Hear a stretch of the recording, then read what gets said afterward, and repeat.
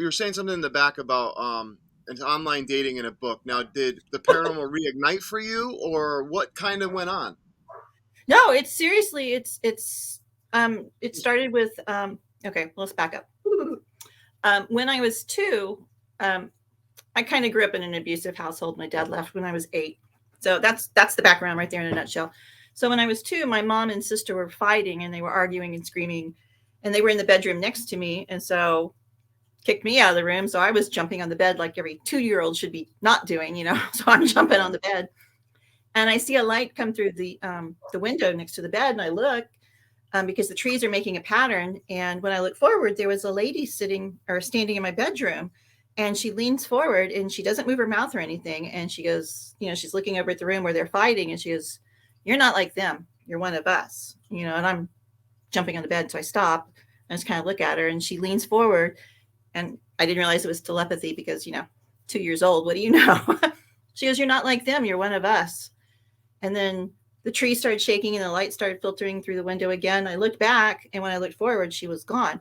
Now, to me, she looked like the little fairy godmother from Sleeping Beauty. You know, that was my frame of reference at 2.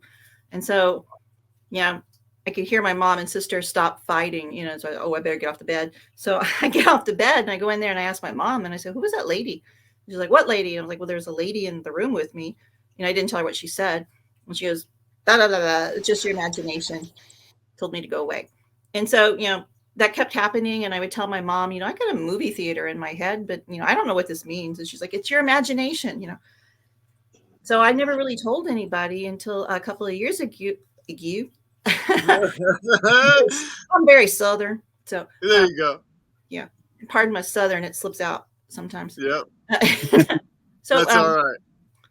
when I was doing a podcast with Mike Ricksecker called Edge of the Rabbit Hole, and one of the very first persons, you know, we interviewed was an idol of mine, someone I've always looked up to, is Andrea Parron. And so somehow we got on that topic.